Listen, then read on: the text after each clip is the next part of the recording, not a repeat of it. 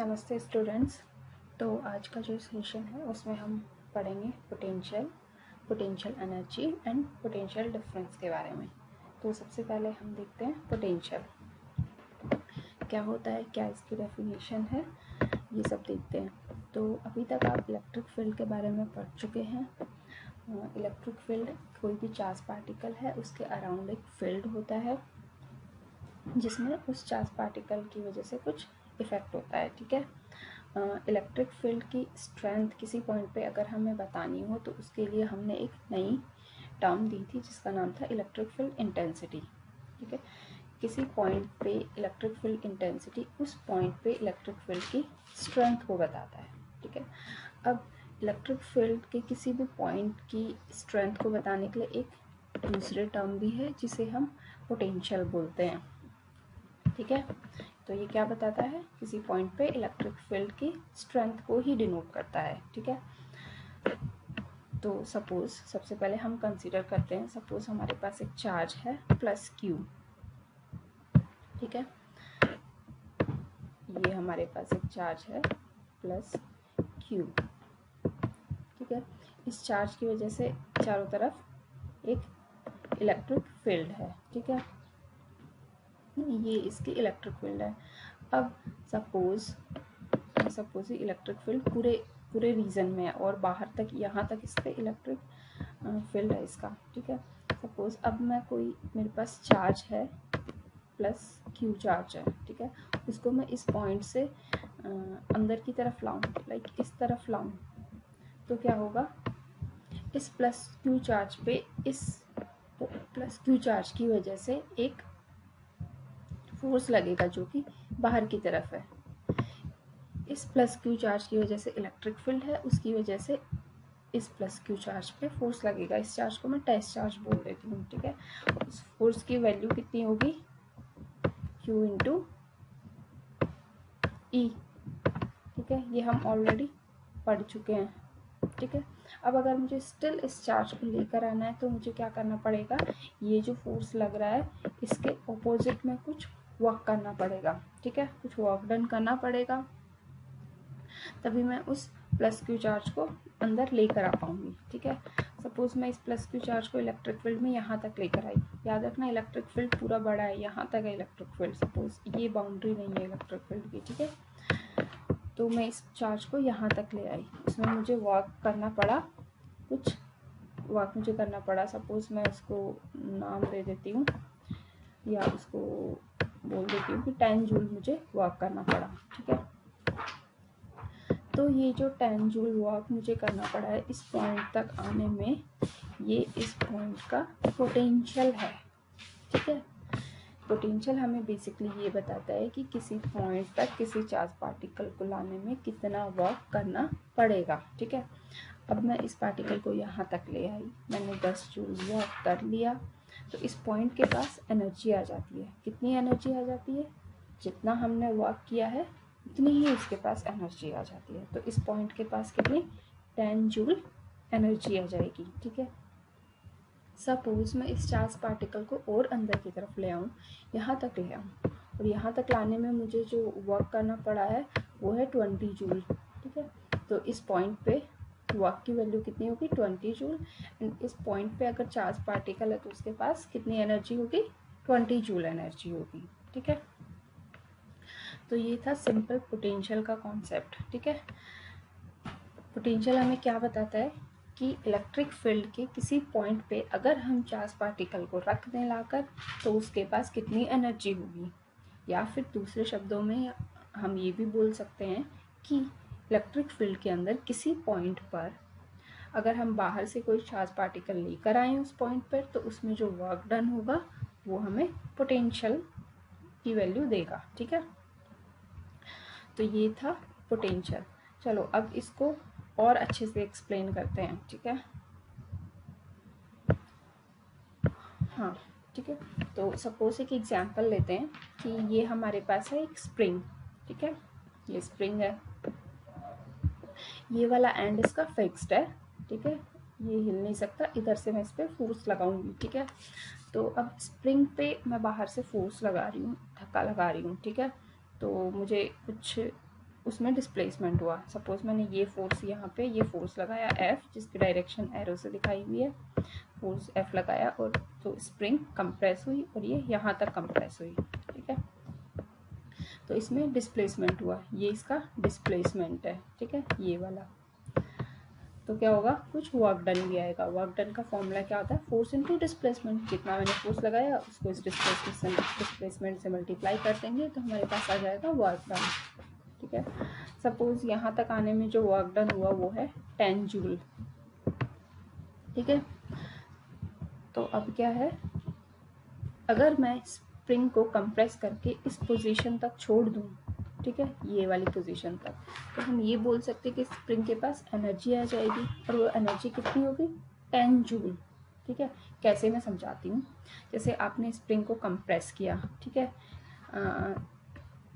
हाथ से ऐसे स्प्रिंग को दबाया, ठीक है, दबा के उसको एक पोजीशन तक लेके गए, ये वाली पोजीशन है जो कि, ठीक है। अब उसके पास आप हाथ हटा दो, ठीक है, फोर्स हटा दो, आप अपना हाथ से दबा रहे हो, हाथ हटा दो, तो क्या होगा, स्प्रिंग अचानक से बाहर की तरफ आएगी। स्प्रिंग के पास कुछ एनर्जी थी तभी तो बाहर की तरफ उसने मूव किया, ठीक है।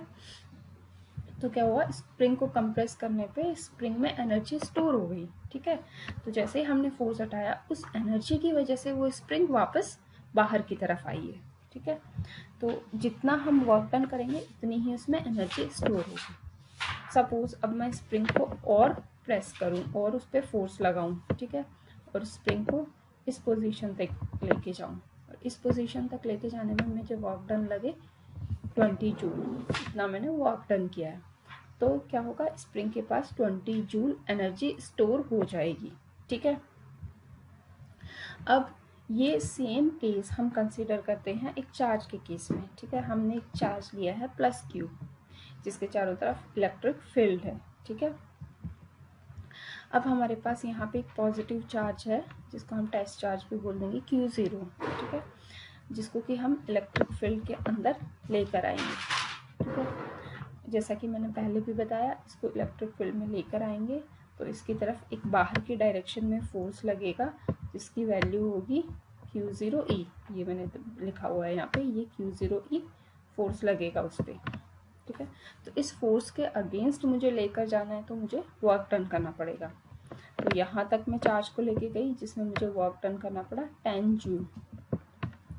तो अब इस चार्ज के पास एनर्जी क्या है, 10 जूल एनर्जी आ गई इस चार्ज के पास। जैसे स्प्रिंग को कंप्रेस करके यहाँ तक लाए थे, 10 जूल वर्क करना पड़ा था, तो स्प्रिंग के पास कितनी एनर्जी आई थी, 10 जूल। वैसे ही चार्ज को हम यहाँ तक लेके आए हैं, हमें 10 जूल वर्क करना पड़ा है उसको यहाँ तक लाने में, तो चार्ज के पास कितनी एनर्जी आ जाएगी, 10 जूल, ठीक है। और ये जो एनर्जी आती है इसी को हम पोटेंशियल बोलते हैं, ठीक है। तो इस पॉइंट का पोटेंशियल कितना हो जाएगा, 10 वोल्ट। देखो यहाँ जो ये मैंने डेफिनेशन लिखी है, the energy gain by a charge at a point, इस पॉइंट पे चार्ज को लाने में the energy gain in bringing a charge at a point, ये होना चाहिए इस चार्ज को यहाँ तक लाने में कितनी एनर्जी लगी है, सॉरी कितना वर्क डन हुआ है, वो उसकी एनर्जी है, ठीक है। और वही उसका पोटेंशियल है, ठीक है। देन अगर सपोज हम फर्दर इस चार्ज को और अंदर की तरफ ले जाएं तो यहाँ पे लाने में उसको 20 जूल वर्क डन करना पड़ा है। तो यहाँ पे अगर चार्ज है तो उसके पास कितनी एनर्जी उसमें स्टोर हो जाएगी, 20 जूल। और वो जो 20 जूल एनर्जी स्टोर्ड है उसी को हम बोलते हैं पोटेंशियल। तो उसका पोटेंशियल हो जाएगा 20 वोल्ट, ठीक है। पोटेंशियल के लिमिट वो यूनिट होती है वोल्ट, और एनर्जी या वर्क डन की लिमिट होती है, यूनिट होती है जूल, ठीक है। तो यहाँ पे अगर हम पोटेंशियल की बात कर रहे हैं तो हम यूनिट यूज़ करेंगे वोल्ट, अगर हम एनर्जी या फिर वर्क डन की बात कर रहे हैं तो हम यूनिट यूज़ करेंगे जूल, ठीक है। तो ये था हमारा पोटेंशियल, ठीक है। अब सपोज मैं एक पॉजिटिव प्लस क्यू चार्ज था जिसके चारों तरफ इलेक्ट्रिक फील्ड थी, और मेरे पास एक बाहर एक टेस्ट चार्ज था Q0। मैं उस टेस्ट चार्ज को उस इलेक्ट्रिक फील्ड के डिफरेंट पॉइंट्स पर लेकर गई। मैं एक पॉइंट ए पर मैं लेकर गई और वहाँ ले जाकर देखा कि कितना वर्क डन करना पड़ रहा है, ठीक है। जब मुझे पता चल गया यहाँ पे सपोज 15 जूल वर्क करना पड़ रहा है, ठीक है, तो उस पॉइंट का पोटेंशियल कितना होगा 15 वोल्ट। ऐसे मैंने उस चार्ज को सभी इलेक्ट्रिक फील्ड के सभी पॉइंट्स पे लेके गई और सभी पॉइंट्स का पोटेंशियल पता कर लिया, और अब मैं उस चार्ज को वहाँ से वापस लेकर आ गई, ठीक है। अब मैं बिना चार्ज के मैं उस इलेक्ट्रिक फील्ड में फिर से गई, ठीक है। तो मैंने बोला, और क्योंकि मैं चार्ज लेके पहले ही वहाँ हर पॉइंट का पोटेंशियल कैलकुलेट कर चुकी थी, तो मुझे वहाँ के हर पॉइंट का पोटेंशियल पता था। तो अब मैंने बोला कि ये वाला पॉइंट है, इसका पोटेंशियल है 15 वोल्ट, ठीक है, बट अब मेरे पास चार्ज नहीं है, मैं बिना चार्ज के बात कर रही हूँ, ठीक है। मैं उस इलेक्ट्रिक फील्ड के हर पॉइंट का पोटेंशियल बता रही हूँ, ठीक है, बिना चार्ज के।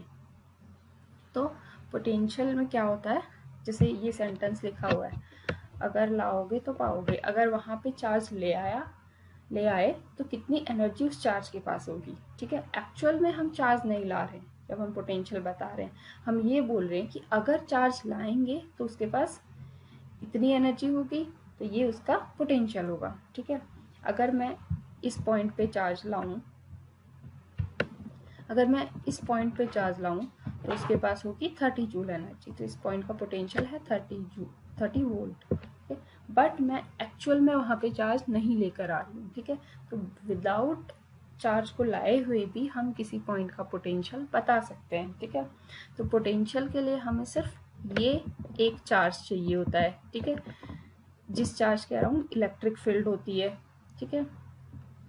ये टेस्ट चार्ज, हम विदाउट टेस्ट चार्ज भी हम किसी पॉइंट का पोटेंशियल बता सकते हैं, ठीक है, कि अगर हम टेस्ट चार्ज लाएंगे तो उसके पास इतनी एनर्जी उसको मिलेगी उस पॉइंट तक लाने में, तो उसका पोटेंशियल इतना है, ठीक है। एक्चुअल में हम नहीं ला रहे हैं, इसमें कंफ्यूज मत होना, ठीक है। तो हमें सिर्फ एक सिंगल चार्ज चाहिए पोटेंशियल के केस में, ठीक है। लेकिन अगर हम असली में चार्ज ले आए तब भी उसके पास एनर्जी आएगी, ठीक है, तब भी वो पोटेंशियल उस पॉइंट का कुछ होगा, ठीक है। तो अगर हम असली में चार्ज लेके आए हैं उस केस में हम पोटेंशियल एनर्जी की बात करते हैं। जब दो चार्ज की बात करते हैं तब हम पोटेंशियल एनर्जी के बारे में बात करते हैं। जब सिंगल चार्ज की बात करते हैं तब पोटेंशियल की बात करते हैं। जब असली में चार्ज लेके आ जाएं उस लोकेशन पे तो हम पोटेंशियल एनर्जी के बारे में बात करते हैं। तो ये बेसिक डिफरेंस है पोटेंशियल में और पोटेंशियल एनर्जी में, ठीक है। एक बेसिक डिफरेंस है, पोटेंशियल एनर्जी को ऑल्दो मैं और लेक्चर में और अच्छे से एक्सप्लेन कर दूंगी, ठीक है। अब इलेक्ट्रिक फील्ड में अगर हमारे पास किसी पॉइंट पे पोटेंशियल है, इट मीन्स वहाँ पे कोई ना कोई इलेक्ट्रिक फील्ड प्रेजेंट है, तभी उस पॉइंट का हम पोटेंशियल बता पा रहे हैं। और अगर वहाँ पे इलेक्ट्रिक फील्ड प्रेजेंट है तो इसका मतलब वहाँ पे कोई ना कोई चार्ज प्रेजेंट है जिसकी वजह से इलेक्ट्रिक फील्ड है, ठीक है। तो पोटेंशियल तभी होगा जब कोई चार्ज वहाँ पे होगा, अगर चार्ज नहीं है तो पोटेंशियल नहीं होगा, ठीक है। और हम एक सेंटेंस ये भी बोल सकते हैं कि पोटेंशियल जो है इलेक्ट्रिक फील्ड में हर पॉइंट का एड्रेस बताता है। एड्रेस कैसे, कि इस पॉइंट पे लाओगे तो इतना पोटेंशियल होगा, इस पॉइंट पे लाओगे इतना पोटेंशियल होगा। तो ये हर डिफरेंट पॉइंट्स का एड्रेस या लोकेशन बता रहा है, ठीक है। तो ये था पोटेंशियल के बारे में। अब नेक्स्ट हम देखते हैं पोटेंशियल डिफरेंस का, ठीक है। तो सपोज हमारे पास एक चार्ज है +Q, जिसकी वजह से यहाँ पे इलेक्ट्रिक फील्ड है, ठीक है। इस इलेक्ट्रिक फील्ड में एक पॉइंट है B और एक सेकंड पॉइंट है A। मेरे पास एक चार्ज है Q। इस चार्ज को मैंने यहाँ से मूव करवाना स्टार्ट किया, फोर्स लगाया और मैं इसको B पॉइंट से A पॉइंट तक लेकर आई, ठीक है। और B पॉइंट से A पॉइंट तक लेकर आने में मेरा जो वर्क डन है वो है W। B2A लिखा है मैंने कि मैं चार्ज को पॉइंट B से पॉइंट A तक लेके आ रही हूँ, ठीक है।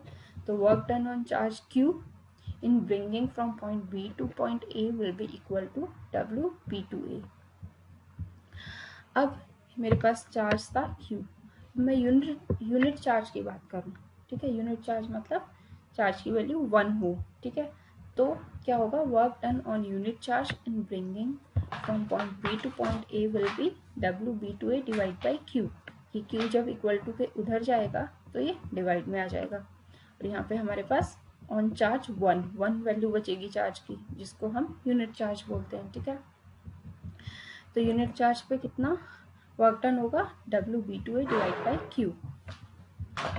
इसी को हम पोटेंशियल डिफरेंस बोलते हैं। ठीक है, work done in bringing a unit charge from point B to A in an electric field is known as potential difference। यही जो क्वांटिटी है यही हमारी होती है पोटेंशियल डिफरेंस। ठीक है, तो ये पॉइंट A एंड B के बीच में पोटेंशियल डिफरेंस है। ठीक है, अब देखो आपके पास है, ये है पॉइंट B और सेकंड है पॉइंट A। ठीक है, अब आप चार्ज को पॉइंट B पे लेकर आओ एक बार, और किसी चार्ज को पॉइंट A पे लेकर आओ, तो चार्ज के पास कौन से केस में एनर्जी ज़्यादा होगी या कौन से केस में पोटेंशियल ज़्यादा होगा? ऑब्वियसली सेकंड केस में पॉइंट A पे पोटेंशियल ज़्यादा होगा। क्यों? क्योंकि हम जैसे जैसे चार्ज को अंदर की तरफ लाते जाते हैं, ठीक है, इस चार्ज की वजह से जो इलेक्ट्रिक फील्ड है या उसकी वजह से जो आउटर फोर्स लग रहा है इलेक्ट्रिक फील्ड की वजह से, वो बढ़ता जाएगा। तो हम जैसे जैसे अंदर आएंगे हमें ज़्यादा वर्क करना पड़ेगा। ज़्यादा वर्क करना पड़ेगा मतलब अगर हम इस पॉइंट पे आएंगे, सपोज हम इस पॉइंट पे आ रहे हैं एक तो, और एक पॉइंट बी पे आ रहे हैं, सॉरी ए पे आ रहे हैं। ठीक है, तो हम इस पॉइंट पे आएंगे तब हमें कुछ वर्क डन करना पड़ेगा, लेकिन अगर हम और आगे तक आएंगे और इस पॉइंट तक लाएंगे चार्ज को तो हमें और ज़्यादा वर्क डन करना पड़ेगा। तो इस केस में क्या है, चार्ज के पास ज़्यादा एनर्जी स्टोर्ड होगी as compare to this case. ठीक है, ज़्यादा एनर्जी स्टोर होगी मतलब पोटेंशियल ज़्यादा होगा। तो जैसे जैसे हम चार्ज को, ये जो सोर्स चार्ज है इसके पास जितना लाएंगे उतना हमारा पोटेंशियल ज़्यादा होगा। इस सोर्स चार्ज के आसपास के एरिया में पोटेंशियल ज़्यादा होगा। जैसे जैसे इससे दूर जाएंगे पोटेंशियल कम होता जाएगा, जैसे जैसे इससे पास आएंगे पोटेंशियल ज़्यादा होगा। ठीक है, तो अगर हम पॉइंट B और पॉइंट A में से देखें तो पॉइंट A का पोटेंशियल ज़्यादा होगा। ठीक है, तो हम पोटेंशियल डिफरेंस में पॉइंट A का पोटेंशियल पहले लिखते हैं, पॉइंट B का पोटेंशियल बाद में लिखते हैं। ठीक है, ये ध्यान रखना। ठीक है, पोटेंशियल डिफरेंस है मतलब दोनों पॉइंट्स के बीच जो पोटेंशियल है उसका डिफरेंस। तो दोनों पॉइंट्स के बीच पोटेंशियल का डिफरेंस VA माइनस VB भी हो सकता है और VB माइनस VA भी हो सकता है। ठीक है, तो हम कैसे लिखेंगे, जिस पॉइंट का पोटेंशियल ज़्यादा है वो पहले VA लिख दो, इसलिए हमने VA पहले लिखा है। उसके बाद लिखेंगे जो दूसरा पॉइंट है वो, तो VB हो गया। वैसे ये भी बोल सकते हैं कि इनिशियली हम कहाँ थे, B पे, और फाइनली हम कहाँ पहुँचे हैं, A पे। तो फाइनल पॉइंट लोकेशन का पोटेंशियल पहले लिखा जाता है और इनिशियल लोकेशन का पोटेंशियल बाद में लिखा जाता है। इस तरह से भी आप याद रख सकते हैं इसको, बट इसमें कंफ्यूज मत होना। हमारा पोटेंशियल डिफरेंस का फॉर्मूला हो गया VA minus VB is equals to WB2A divide by Q।